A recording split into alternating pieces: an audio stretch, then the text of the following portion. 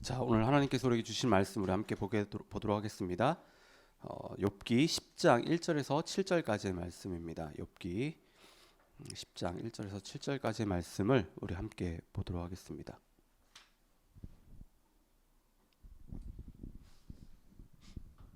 욥기 10장 1절에서 7절까지 말씀.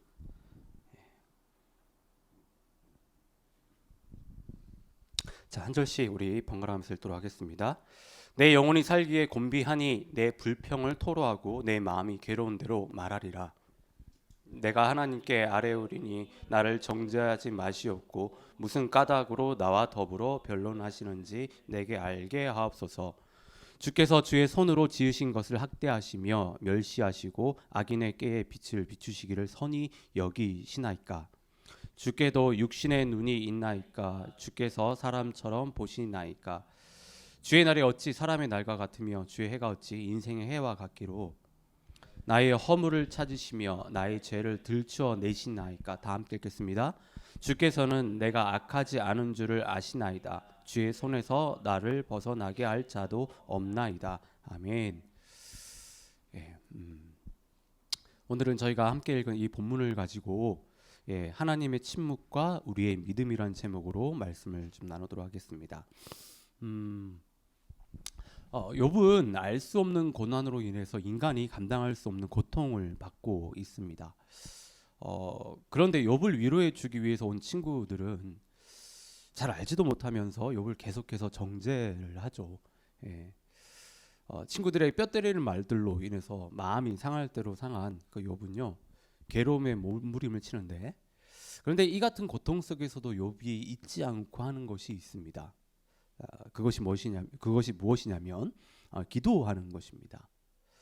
욥은 우리가 다 아는 것처럼 하나님을 정말 신실하게 경외한 사람이었습니다. 그런데 그는 자신이 어떤 평안할 때만, 하나님이 축복을 주실 때만 하나님을 찾고 하나님을 경외한 것이 아니라, 우리가 이제 욥기 1장과 2장에서 욥이 고백한 내용들을 보면서 저희가 알 수 있잖아요. 욥은 절망적인 상황 속에서도 하나님을 경외했던 그런 사람입니다. 욥은 정말 정신을 차릴 수 없을 정도로 극심한 고통을 겪고 있었고, 친구들에게 말로 엄청나게 정말 얻어맞고 있었지만 그는 여전히 하나님을 붙들고 있었다라고 하는 겁니다.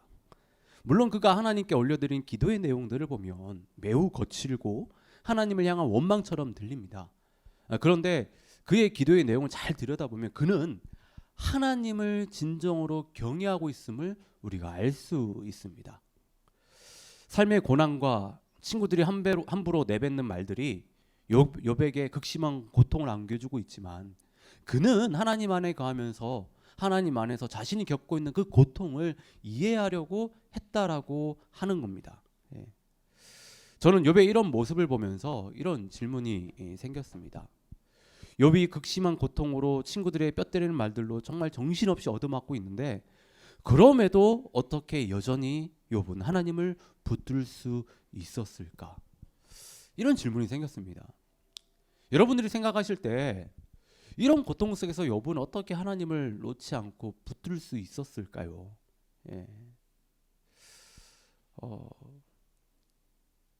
이런 분이 계십니다.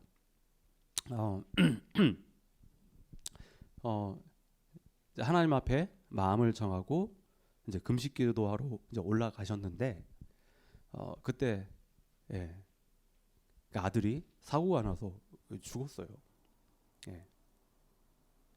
근데 또 이런 분도 계세요. 새벽에 하나님한테 이제 예배하러 이제 새벽기도회를 가시는데 교통사고 나서 또 역시 그분은 또 하늘나라로 이렇게 가셨습니다. 근데 전자의 어떤 그 분은 여전히 신앙생활을 하고 있고, 후자의 그 가족들은 하나님을 버리고 등을 돌렸습니다. 왜 이럴까요? 이 둘 다 어떻게 보면 정말 감당할 수 없는 그런 고통이잖아요. 그런 엄청난 일을 지금 겪은 거지 않습니까? 근데 한 가정은 여전히 하나님을 믿고 있고, 한 가정은 하나님을 놔버렸다라고 하는 거예요. 그러니까 욥도 지금 그런 겁니다. 정말 극심한 고통 가운데 있었지만 어떻게 보면 하나님을 등을 줘도 뭐라고 얘기할 수가 없는 어떤 그 정도의 어떤 극심한 고통을 겪고 있는 거예요. 하지만 여전히 그는 하나님을 신뢰하고 있고 하나님을 붙들고 있다라고 하는 겁니다. 어떻게 이렇게 할 수 있었을까요, 욥이? 예. 여러분들이 생각할 때 욥이 왜 여전히 하나님을 놓지 않고 하나님을 붙들 수 있었을까요? 예. 욥이 이런 상황 속에서도 하나님을 붙들 수 있었던 그 힘은 경건의 습관 때문이라고 저는 생각이 들었습니다. 그러니까 습관이라고 하는 것은 지속적으로 반복해서 몸에 배인 것을 말하는데요. 습관이 몸에 배이게 되면 굳이 그 일을 하지 않아도, 그 일을 그러니까 해야겠다고 신경을 쓰지 않아도 무의식 중에 그 일을 하는 겁니다. 그러니까 욥은 하나님을 경외하는 경건의 습관이 몸에 배어 있었기 때문에 정신없는 어떤 그런 상황 속에서도 하나님을 찾고 하나님을 붙들 수 있었다라고 하는 거예요. 욥의 경건의 습관이 하나님을 놓아버릴 수 있는 상황 속에서 욥을 지켜준 것입니다. 우리가 이제 그런 이야기를 해요. 우리가 힘들게 지켜낸 것들이 있어요. 그것이 기도하는 시간일 수도 있고 말씀을 보거나 묵상하는 일일 수도 있습니다. 그런 시간일 수도 있습니다. 아니면 운동하는 것이 될 수 있고 운동하는 그 시간이 될 수 있습니다. 아니면 사람의 관계일 수 있습니다. 우리는 이것들을 정말 힘들게 지켜내죠. 또 지켜냈습니다. 그런데 우리가 그렇게 힘들게 지켜왔던 그것들이요, 당장은 아니지만 나중에 그것들이 우리 삶과 우리 자신을 지켜주게 됩니다. 물론 그것을 지키는 것이 힘들어요. 어렵습니다.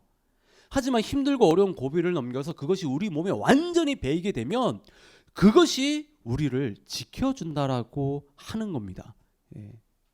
우리 몸에 배인 습관은요, 우리가 생각하는 것 이상으로 큰 힘을 가지고 있습니다. 3살 버릇 8가지 간다는 말에서 우리가 알 수 있듯이 한번 몸에 배이게 되면 배이게 된 그 습관은 쉽게 끊어낼 수 없습니다. 한번 몸에 배인 습관이 배이게 되면 그때부터는요, 우리가 크게 마음을 쓰지 않아도 많은 에너지를 들이지 않아도 그 일을 할 수 있다라고 하는 겁니다. 하나님께서도 이걸 너무나도 잘 아셨어요. 이 습관의 중요성을 너무 잘 아셨습니다. 그래서 이렇게 이야기하셨어요. 하나님께서 출애굽하는 이스라엘 백성들에게 하나님의 말씀, 그 말씀을 손목에 기록하고 미간에 붙이라고 그렇게 해서 계속해서 외우고 가르치고 그렇게 하라고 이야기하셨습니다. 그러니까 하나님의 말씀, 이 말씀이 뭐냐면 습관을 배이게 하는 거예요. 하나님의 말씀을 보는 데 있어서 정말 몸에 배이게끔 그렇게 해야 된다라고 지금 이야기하는 겁니다. 예수님도 보면요, 누가복음 22장에서 습관을 따라서 기도하셨다라고 나옵니다. 습관을 따라서 기도하셨다라고 하는 거예요. 그러니까 경건의 습관이 얼마나 중요한지를 저희가 알 수 있는데요.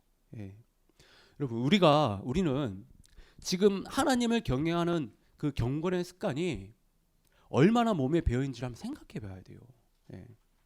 욥을 통해서 우리가 또 얻을 수 있는 또 다른 그 인사이트 가운데 하나는 몸에 배인 경건의 습관이 이런 어려움 가운데서도 우리로 하여금 하나님 앞에 나아가게 한다는 것이고 그 거룩한 그 경건의 습관이 우리를 지켜준다라고 하는 겁니다.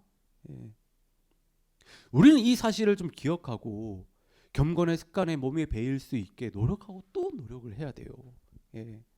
습관을 만드는 과정은 어렵지만 한번 그렇게 만들고 나면 그때부터는 쉬워집니다. 그때부터는 쉬워져요.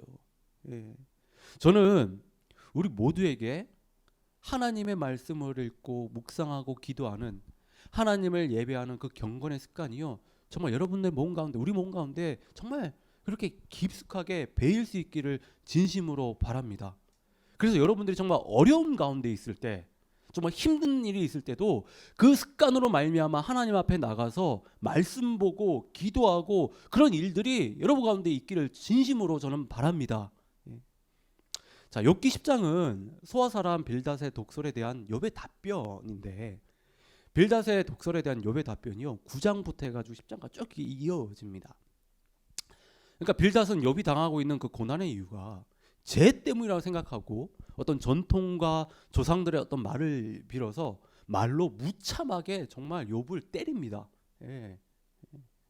욥 네 자녀들이 강풍으로 한낮 한시에 참변을 당하고 죽은 것은 자녀들이 지은 죄 때문이라고. 예. 욥 네가 아버지로서 그들의 죄를 알면서도 방관해서 하나님이 그렇게 진노하시는 거라고 막 이렇게 난도질을 합니다. 예. 그러니까 욥은 자신을 계속해서 이렇게 정죄하는 친구들과 더 이상 대화를 이어갈 수가 없었어요. 예. 1절 말씀을 보면 내 영혼이 살기에 곤비하니 내 불평을 토로하고 내 마음이 괴로운 대로 말하리라고 이야기합니다. 그러니까 욥은 지금 친구들에게 말하는 것이 아니라 하나님께 말을 하는데요. 욥이 하나님께 말한 이유는 친구들과 더 이상 대화가 안 되는 게 때문에 대화가 계속해서 평행선만 달리고 있으니까 더 이상 말이 통하지 않는 거예요. 그러니까 이제 하나님 앞에 자신의 모든 것을 토로하겠다라고 이야기합니다. 욥도 친구들이 자기에게 어떤 하는 그 신앙의 어떤 인강보를 하는 어떤 그 내용들에 대해서 모르는 것이 아니었습니다. 그 내용에 대해서 알고 있었어요. 욥도 신앙의 인강보를 잘 알고 있었습니다. 그리고 말씀을 잘 보시면 욥 역시 인강보의 그 신앙에 붙들려 있었어요.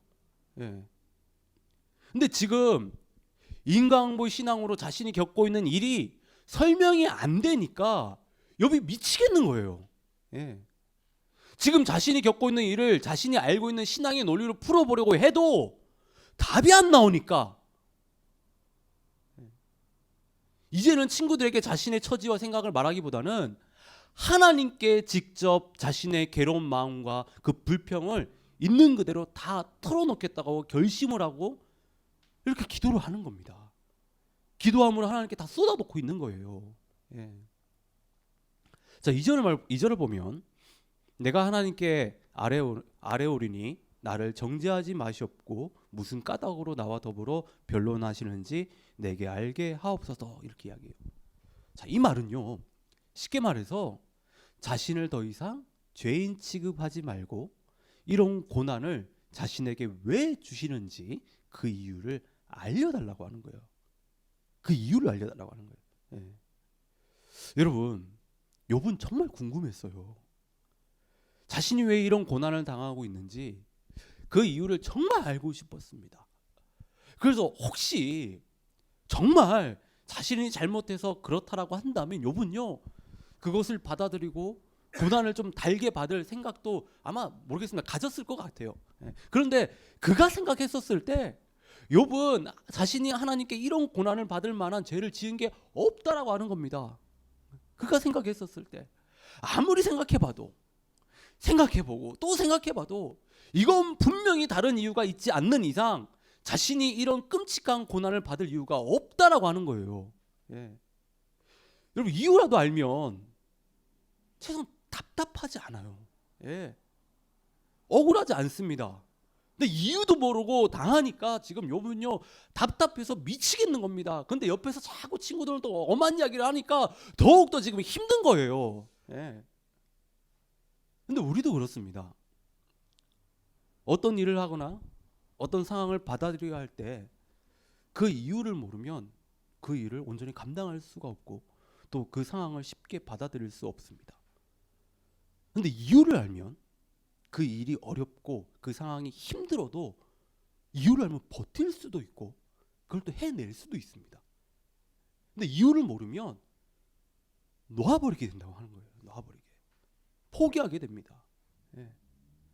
지금 욥은 하나님께 자신이 왜 이런 고난을 당해야 하는지 그 이유를 알려달라고 하는데요. 그런데 이 질문을 그동안 우리도 얼마나 많이 했습니까? 우리도 얼마나 많은 이런 질문들을 하나님 앞에 했습니까? 이 질문은 뭐 욥만이 하는 어떤 특별한 질문이 아닙니다.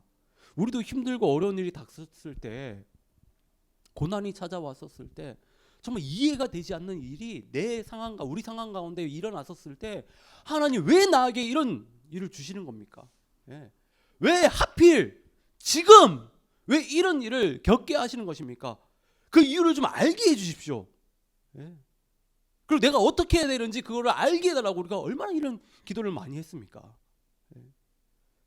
근데 여러분, 이런 질문을 할 때마다 하나님께서 바로 응답을 주시던가요? 바로 막 해답을 주시던가요? 해답을 주실 때도 있었지만 대부분은 어때요? 정말 한참 지나고 나서야 그 이유를 알려주십니다. 어떤 건 그래요. 아직도 알려주시지 않는 것들도 있어요. 우리 상황. 저도 지금 이 설교를 막 준비하면서 생각해 보면 2년 반 전에 제가 정말 지금도 기도하고 있는 게 있습니다. 근데 여전히 하나님 응답하시지 않아요. 여전히 알려주시지 않습니다. 지금 욥도 그래요. 욥이 하나님께 직접적으로 말했다고 해서 하나님이 바로 알려주시는 게 아니었습니다. 하나님은 욥의 이 질문에 침묵하세요. 침묵하세요. 우리는 정말 힘들고 고통스러워서 하나님께 도움을 구하고 기도를 하는데 그 이유를 알고 싶어 하는데 하나님이 아무 말씀도 하지 않으시고 침묵하시면요, 정말 기운이 빠집니다. 그리고 참 힘이 들어요. 욥처럼 고통의 무게가 클수록 하나님의 침묵이요, 정말 야속하게 느껴집니다. 그리고 혹시 내가 하나님께 버림받은 것은 아닌가, 그런 의심도 들게 돼요. 근데 이런 순간은 우리만 마주한 것이 아니라고 하는 거예요. 욥만 마주한 것이 아니라고 하는 겁니다. 성경을 보면 아브라함도, 다윗도, 모세도, 그리고 예수님도 하나님의 침묵을 다 마주하셨습니다. 이렇게 볼 때 하나님을 믿는 사람들에게 있어서 하나님의 침묵은 반드시 거쳐야 하는 필수 과정이라고 할 수 있습니다. 그렇다고 한다면 여러분들은 그동안 하나님께서 침묵을 하셨을 때 어떻게 하셨습니까? 여러분들은 지금까지 신앙생활을 해오면서 하나님이 여러분들의 고통에 정말 힘들어 죽겠는데 좀 이유를 알고 싶은데, 그래서 또 어떻게 보면 여러분들의 그 기도, 그 간절한 그 기도 가운데, 여러분들의 어떤 원망과 그 탄식 가운데 하나님이 침묵하셨을 때 여러분들 그 시간들을 어떻게 견뎌내셨습니까? 좀 다르게 질문해 보면 우리는 하나님의 침묵에 어떻게 반응을 해야 될까요?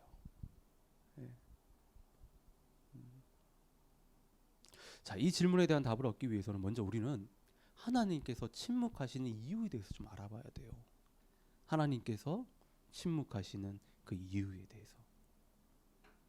자, 성경을 보면 하나님께서 침묵하신 이유들에 대해서 정말 많은 이야기들을 합니다.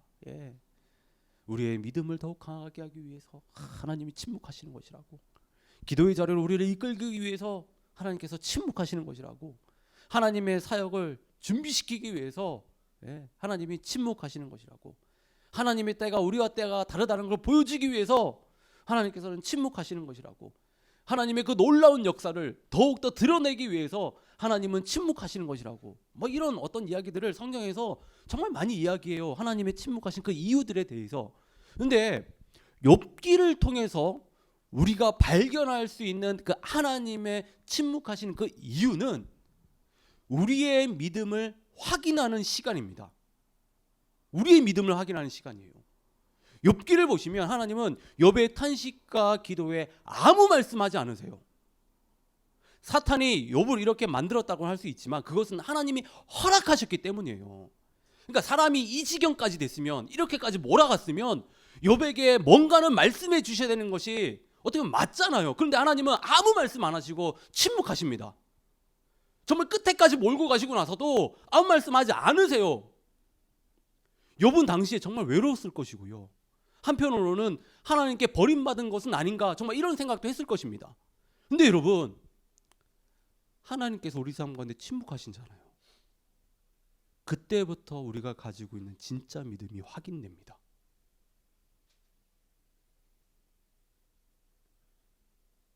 어려운 일을 당하거나 고통 가운데 있을 때 그리스도인들은 그래요. 처음에 믿음을 가지고 버티려고 합니다. 어떻게든.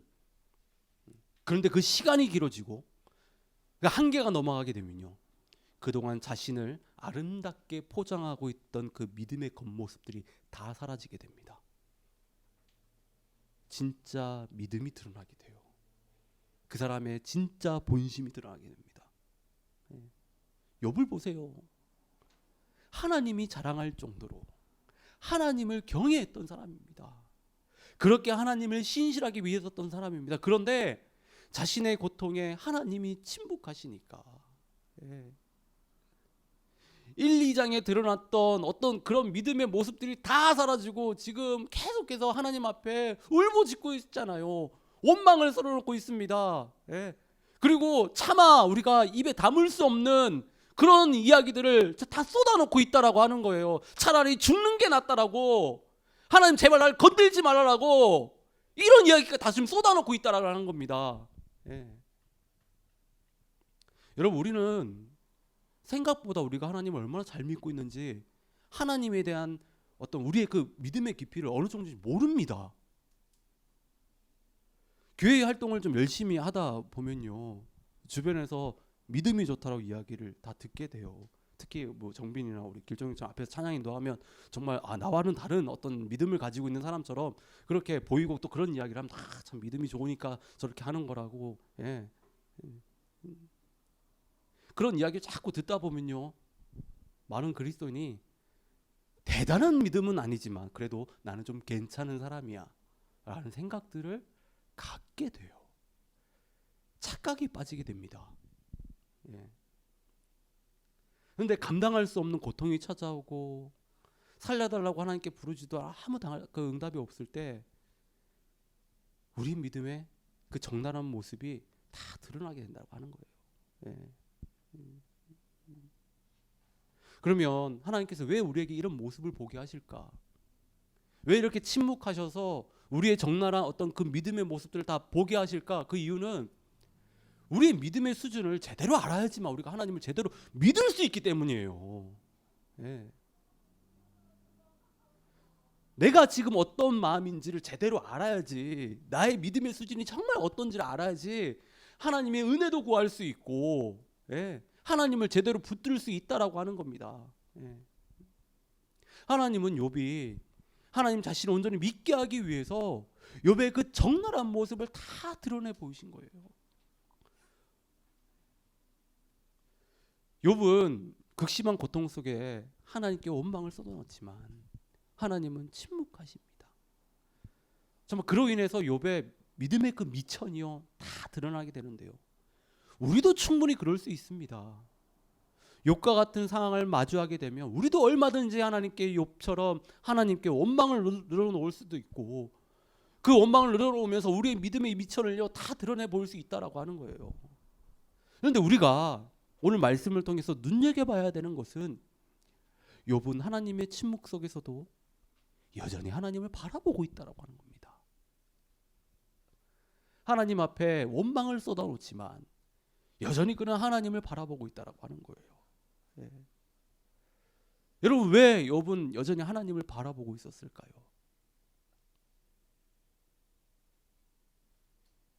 욥은 하나님의 그 선하심을 신뢰했기 때문에, 저희가 찬양으로 고백했던 것처럼 그 하나님을 믿었기 때문에 그렇다고 하는 거예요. 이런 상황을 주신 하나님이 원망스럽고 도저히 이해가 되지 않지만 그는 분명 하나님께서 선하신 뜻이 있을 것이라고, 분명히 놀라운 계획이 있을 것이라고, 그래서 자신에게 이런 고통을 주시는 것이라고 생각했기 때문이에요. 하나님은 그래요. 욥에게 있어서 정말 야속하지만 하나님은 계속해서 침묵을 지키십니다. 근데 놀라운 사실은 나중에 저희가 욥기 뒤에서 묵상하게 되겠지만 확인할 수 있지만 욥은요 스스로 답을 찾게 됩니다. 그리고 하나님에 대한 새로운 차원의 믿음을 가지게 돼요. 그런 고백들을 하나님 앞에 올려드리게 된다라고 하는 겁니다. 우리가 욥과 같은 새로운 차원의 믿음에 들어가려면, 그것을 얻으려면요, 고통 속에서도 하나님의 침묵 가운데서도 하나님의 선하심과 신실하심을 끝까지 붙들 수 있어야 됩니다. 그리고 너무 당연한 이야기지만요, 하나님께 계속해서 기도해야 돼요. 예. 하나님 앞에 나가서 원망하고 울부짖어야 합니다. 하나님이 우리의 고통과 그 탄식 가운데 침묵하신다라고 해서 우리도 하나님 앞에서 침묵하면 안 됩니다. 이게 정말 위험한 일이에요. 예. 하나님이 침묵하실 때 우리는 더욱더 하나님 앞에 나가서 소리쳐야 됩니다. 욥처럼 원망도 쏟아놓고 탄식도 쏟아놓으면서 제발 살려달라고, 그 이유를 좀 알게 해달라고 그렇게 고백해야 된다라고 하는 겁니다. 그런 기도를 정말 우리 가운데 할 수 있어야 됩니다. 그게 하나님을 신뢰하는 것이고 그게 하나님을 믿는 거예요. 자, 7절을 보면 주께서는 내가 악하지 않은 줄을 아시나이다. 주의 손에서 나를 벗어나게 할 자도 없나이다라고 욥이 고백을 합니다. 그러니까 욥은 지금 자신이 죄가 없음을 고백하고 있어요. 그런데 하나님께서는 이런 자신에게 고통을 주신다는 거예요. 분명 하나님께서는 자신이 죄가 없음을 다 아시는데 자신에게 왜 이렇게 대하시는지 이해가 안 된다는 겁니다. 그러면서 주의 손에서 나를 벗어나게 할 자도 없다라고 해요. 욥의 이 말은요, 결국에 하나님께서 자신을 구원해 주셔야 된다는 거예요. 여러분 생각해 보십시오. 이 세상을 창조하신 전지전능하신 하나님께서 욥을 붙들고 계세요. 이 세상에서 누가 하나님의 손에서 욥을 빼올 사람이 어디 있습니까? 없습니다. 하나님이 놓아주시지 않는 이상 그 어떤 존재도 그 누구도 욥을 하나님으로부터 뺏어올 수가 없습니다. 하나님이 놓아주셔야지만 되는 거예요. 하나님이. 예. 그러니까 욥의 이 고백은 하나님만이 나의 진정한 구원자가 되시고 하나님만이 나를 살릴 수 있습니다. 이렇게 이야기를 하는 거예요. 이 고백을 하는 겁니다. 예. 욥의 마음은 이해할 수 없는 극심한 고통으로 정말 새까맣게 타들어갔지만 그럼에도 그의 마음은 하나님을 향해 뛰고 있었습니다. 왜 욥의 마음이 새까맣게 타들어갔지만 하나님을 향해 뛰고 있었을까요? 그건 하나님의 은혜라고 할 수 있죠. 하지만 앞에서 살펴본 대로 욥이 가지고 있었던 거룩한 습관 때문입니다. 우리는 이 사실을 잊으면 안 됩니다. 욥이 가지고 있었던 거룩한 습관이 욥으로 하여금 극심한 고통 속에서도 하나님을 향하게 하고 하나님을 찾게 했다라고 하는 겁니다. 그 거룩한 그 습관이 욥을 지켜준 거예요. 여러분, 하나님의 침묵을 좋아하는 그리스도인들은 아무도 없습니다. 혹시 여기 계신 분들께 하나님의 침묵을 좋아하시는 분 계세요? 대부분의 그리스도인들은 그래요. 하나님이 늘 우리와 함께하여 주시고 내가 기도하는 것 가운데 바로바로 응답도 주시고 내가 고통 가운데 있을 때 바로바로 좀 건져내 주시고 그렇게 하나님이 우리 삶 가운데 그렇게 친밀하게 역사해 주시기를 누구나 다 원합니다. 하지만 우리가 지금까지 신앙생활을 해봐서 알잖아요. 하나님께서 모든 것을 우리에게 다 말씀해 주시지 않는다라고 하는 것. 어떻게 보면 하나님의 침묵이 우리 신앙생활에 있어서 더 많다라고 하는 그 사실을.